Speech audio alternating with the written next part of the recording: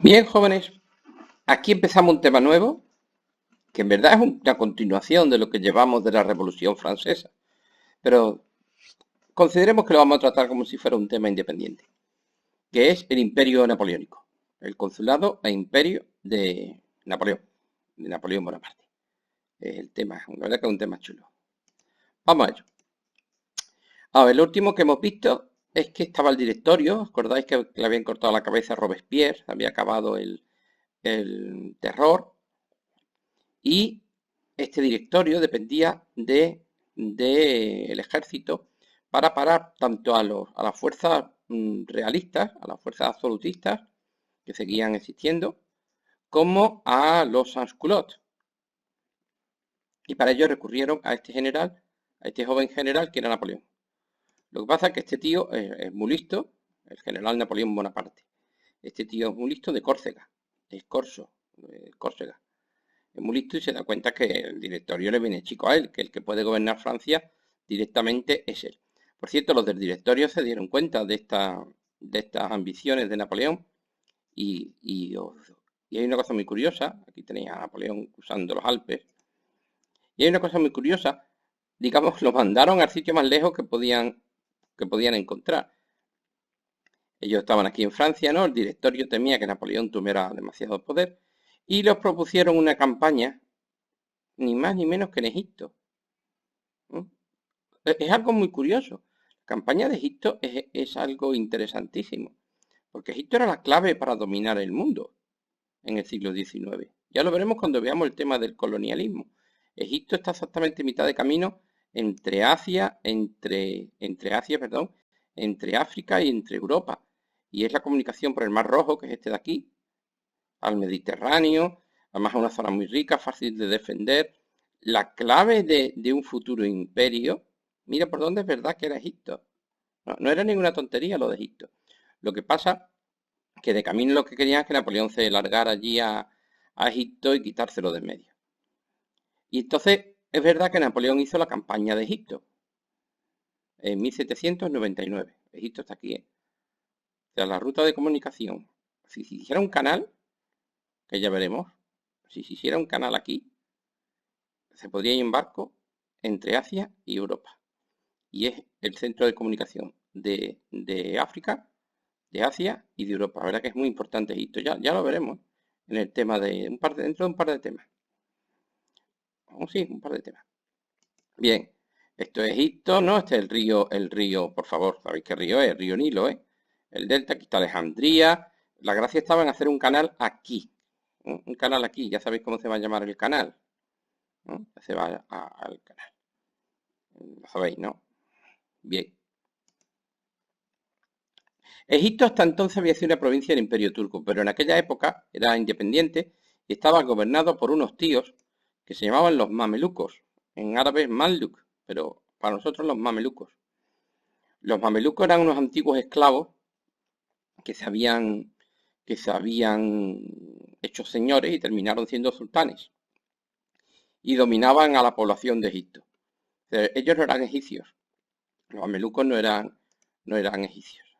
Técnicamente hablando, era gente muy valiente, muy brava, pero técnicamente hablando estaban un poquito en la Edad Media, ¿eh? Esta es la imagen típica del mameluco. Sí, es verdad que ellos usaban armas de fuego y esas cosas, pero muy, muy en la Edad Media y culturalmente en la Edad Media. Por lo cual para Napoleón no le iba a ser muy difícil con su ejército moderno, sus armas de fuego y sus cañones, hacerse con Egipto. Es verdad que los mamelucos lucharon mucho y la batalla más famosa es la batalla de las pirámides. ¿Veis las pirámides aquí asomando? Pero esta batalla la ganó Napoleón, claro. Y machacaron a los mamelucos. Napoleón conquistó Egipto. Aquí está. Aquí tenemos imágenes de Napoleón en Egipto. Por cierto, muchos de estos mamelucos, al perder la guerra y quedarse, digamos, en el paro, se unieron al ejército francés y terminaron sirviendo en el ejército francés. Lo veremos en la guerra de España, a los mamelucos. Veis que aquí llevan el estandarte del águila de Napoleón y terminaron siendo un cuerpo de caballería de Napoleón, porque es verdad que eran unos jinetes extraordinarios y unos soldados extraordinarios los mamelucos. Bien, el caso es que Napoleón conquistó Egipto, pero la cosa le salió mal. ¿Para qué nos vamos a alargar? Porque llegaron los británicos, se dieron cuenta del peligro enorme que para Gran Bretaña era tener a los franceses en Egipto. Así que la Royal Navy les dio batalla. Y aquí es donde aparece por primera vez este personaje. La Royal Navy es la flota de guerra británica. Aparece este personaje, Horatio Nelson, el almirante Horatio Nelson, manco él, luego se quedó tuerto. El brazo se lo arrancamos nosotros los españoles en Tenerife de un cañonazo. Y luego se quedó tuerto también. Pero era un marino increíble. Y va a ganar la batalla del Nilo y va a aislar a los franceses, por lo cual al final los franceses se retiraron de Egipto. Y entonces me diréis, pero Pablo, entonces, ¿qué me estás contando? ¿Qué me estás contando? Que me ha soltado aquí un rollo, que si los mamelucos, que si la batalla de las pirámides, que si conquistaron Egipto, para decirme que se fue a Egipto y luego se volvió, porque los ingleses le cortaron el camino y sin acceso por el mar era una tontería tener Egipto. Hombre, políticamente hablando, la campaña de Egipto, que se llama, de Napoleón, podría no haberosla contado. Pero la campaña de Egipto de Napoleón tiene una importancia muy grande culturalmente hablando. ¿Por qué? Porque Europa descubrió por fin el Egipto faraónico. La cultura faraónica de Egipto no se conocía. Y fueran cuando lleguen los franceses y cuando llegue el ejército, que por cierto se llevó montones de sabios. Napoleón con él se llevó un montón de sabios que se van a quedar pasmados ante el descubrimiento de esta cultura milenaria que se va a encontrar. Esto es Colombo, ¿no? Como estaba cuando llegaron los franceses. Y entonces los tíos encontraron ahí unos templos y unas maravillas de las que dejaron registro y desde entonces Europa se va a interesar en la cultura faraónica y se va a empezar a investigar y a sacar pues a descubrir estas maravillas de cultura faraónica. Y para eso sí es muy importante la campaña de Egipto. Por eso es muy, muy, muy importante la campaña de Egipto. No tanto por el carácter político, sino por el carácter cultural. Este es el templo de Abu Simbel. Este es Abu Simbel, ¿no? Esto es Abu Simbel, esto es Abu Simbel, esto es Abu Simbel hoy. Y una cosa, mira que hay cosas extraordinarias, ¿no? Que si los templos y las estatuas. Y sí, sí, sí. Pero la pieza, lo más importante que se descubrió fue esta piedra. Que al final se la llevaron los británicos, tócame las narices. La piedra de Rosetta. Esta piedra es muy, muy importante. Porque aquí estaba un texto escrito en jeroglífico egipcio, que no había ni Cristo que lo pudiera entender. Pero aquí está el demótico, que tampoco lo entendemos. Pero esto es griego. Aquí estaba escrito en griego. El mismo texto estaba escrito 3 veces. Y esta piedra de Rosetta fue la base con la que Champollion consiguió descifrar el jeroglífico egipcio y aprendimos a leer el jeroglífico egipcio. Algo muy, muy curioso. Bien, entonces quedamos que el directorio estaba hasta las narices de Napoleón. Intentaron mandarlo lo más lejos posible, que fue a Egipto. Y él estuvo en Egipto, estuvo allí pegando unos cañonazos con los mamelucos y luego se tuvo que devolver porque los ingleses le habían cortado el camino por el mar. En un tío que se llama Nelson, en la batalla del Nilo. ¿Vale? Pero que Egipto es muy importante por el elemento cultural y sobre todo por la piedra de Rosetta y el tío que aprendió a leer los jeroglíficos egipcios, Champollion. Se escribe Champollion, por si acaso, lo conozco. Bien, por cierto, Napoleón ese mismo año volvió a Francia y dio un golpe de estado. Se cargó el directorio y se hizo primer cónsul. Se quedó con el poder él directamente. Fuera abajo el directorio y se puso como primer cónsul. Lo que pasa es que este cargo de primer cónsul le sabía a poco. Así que unos años después, en 1804, ya sé que dijo, qué tontería. Y se nombró a sí mismo emperador. Emperador de los franceses, no emperador de Francia. Cuidado, emperador de los franceses. Es decir, que él reconoce lo que es la soberanía nacional y acepta que él es emperador porque los franceses quieren que sea emperador. Cuidado. Y aquí está Napoleón se coronó a sí mismo y aquí está coronando a su mujer, a Josefina Beauharnais. Este es Napoleón y está coronando a la emperatriz Josefina. Y entonces aparece el imperio francés. políticamente el Imperio francés, dice Pablo, ¿esto son las ideas de la Revolución Francesa o no? Pues tiene parte y parte. Tiene parte y parte. A ver, el principio de soberanía nacional, digamos que lo mantiene, y el principio de isonomía sí que lo mantiene. Aquí pagan impuestos todo el mundo, aquí no hay estamento, aquí no hay privilegios. Ya, ese quizá para que funcionara la economía era más importante.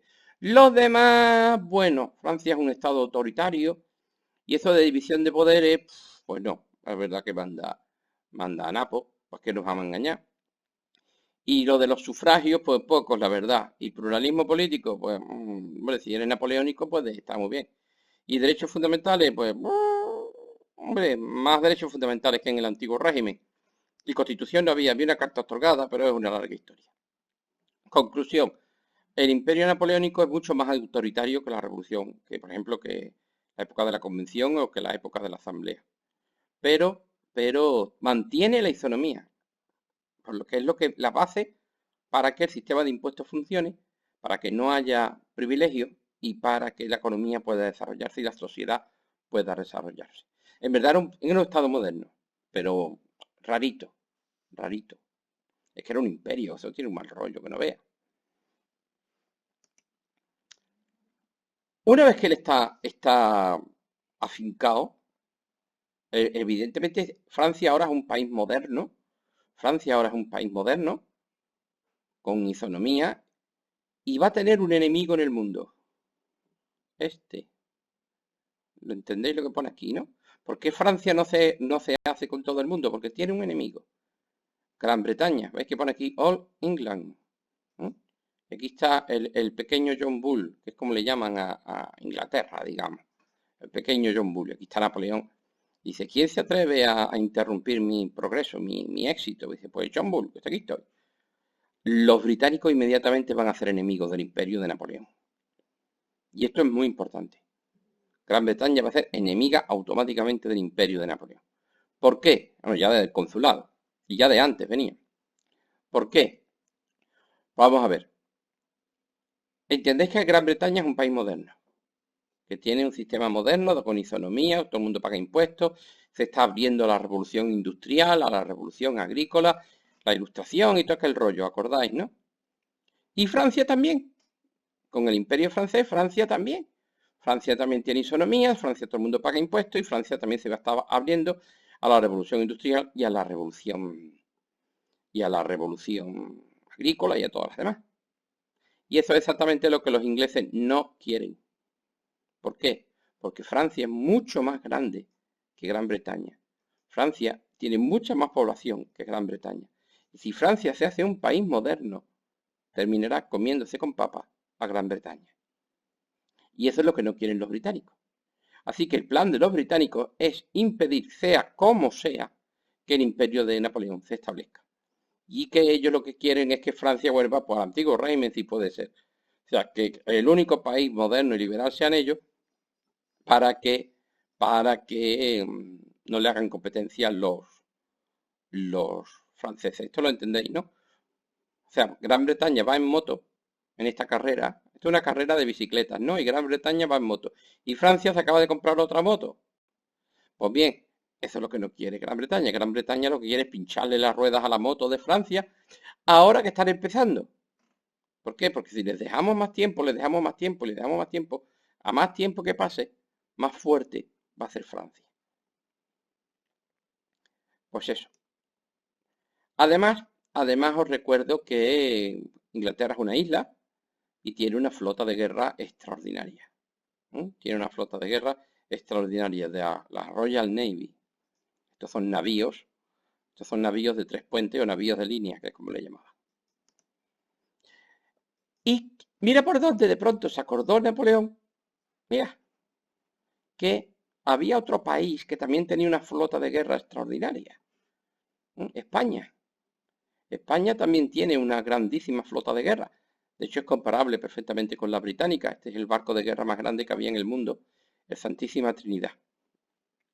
En España, la bandera de ahora, nada más que la llevaban los barcos. En tierra se seguía usando la bandera antigua blanca con la cruz de San Andrés.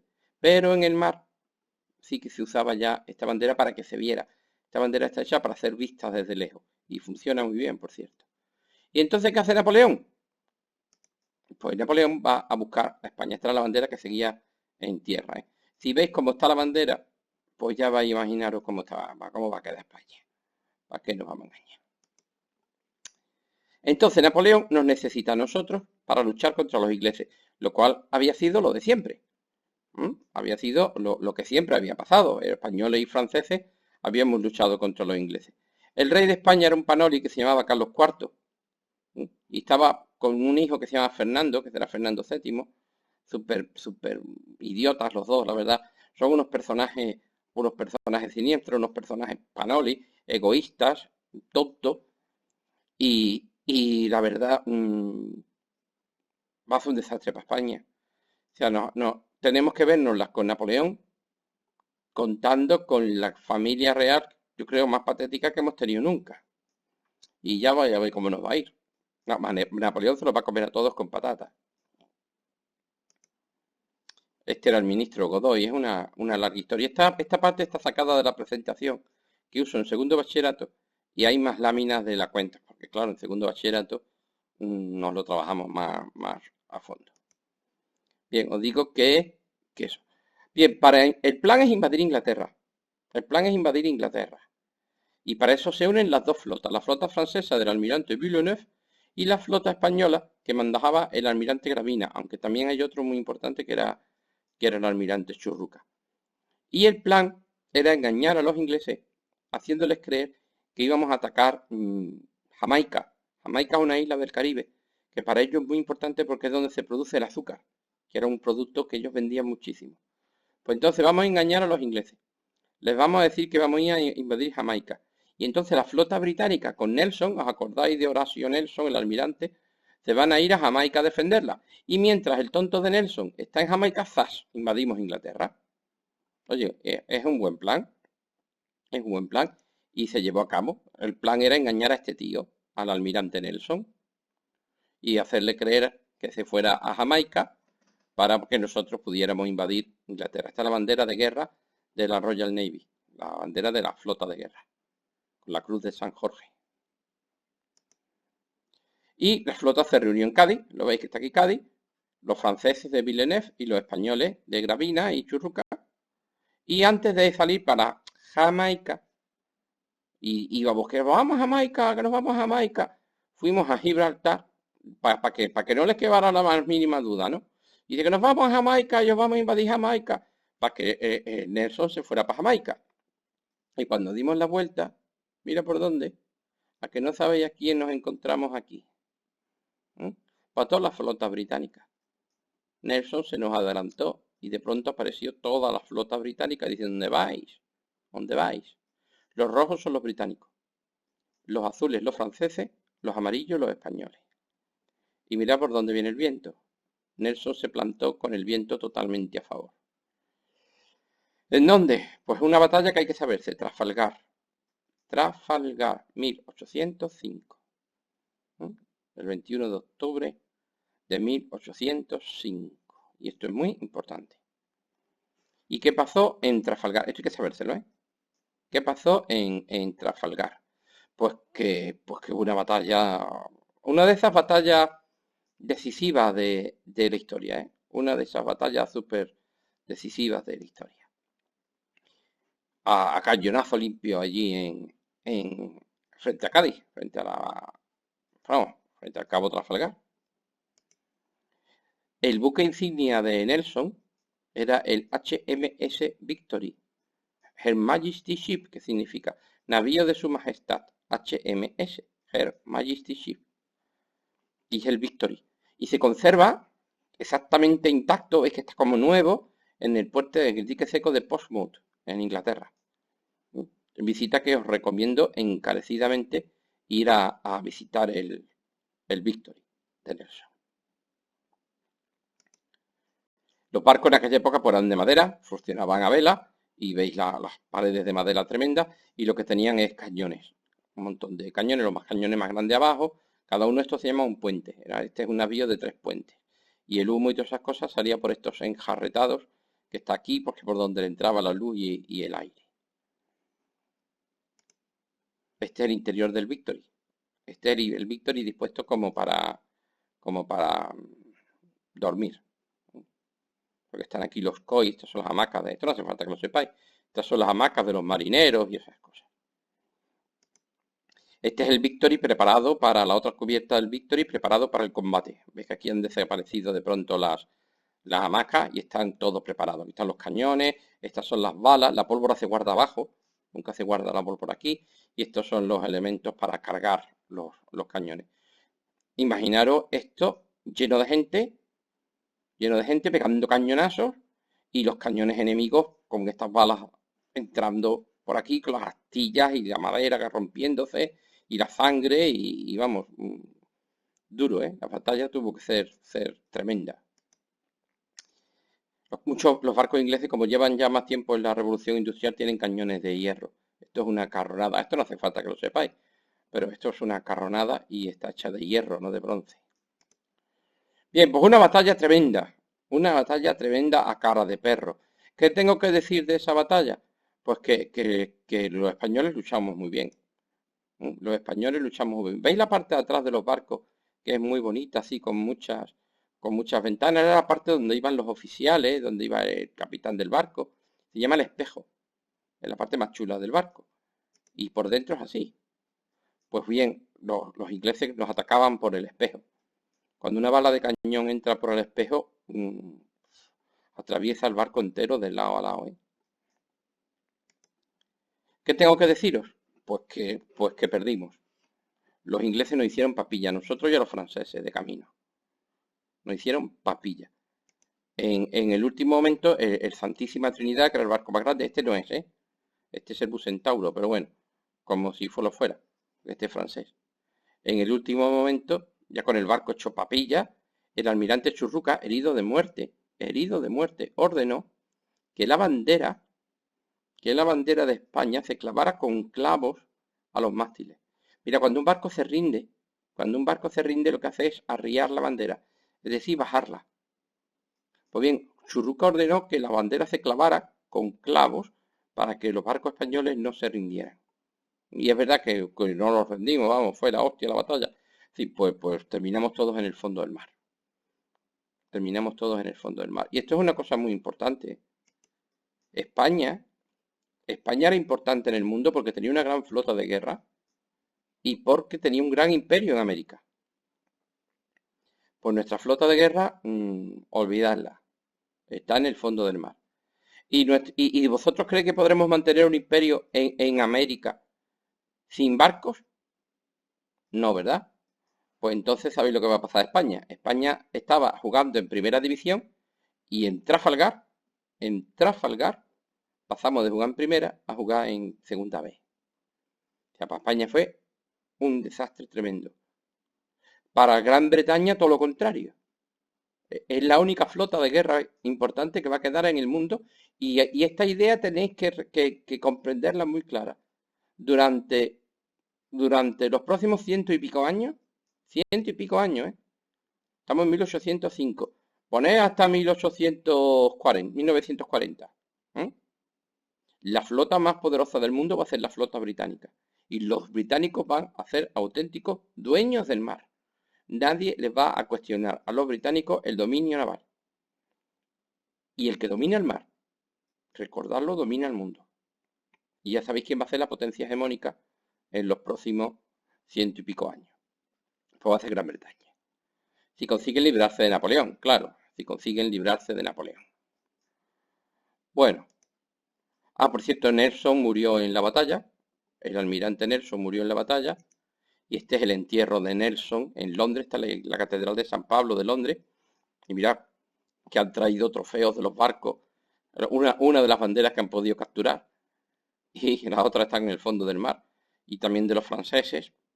Y aquí están enterrando a Nelson. Que por cierto, la plaza más grande que hay en Londres ahora mismo es Trafalgar Square. Y ahí está en medio la columna de Nelson. Bien, aquí lo vamos a dejar. Aquí lo vamos a dejar 20 minutos, 24 minutos. Y ya seguiremos con Napoleón en el siguiente vídeo. Hasta luego.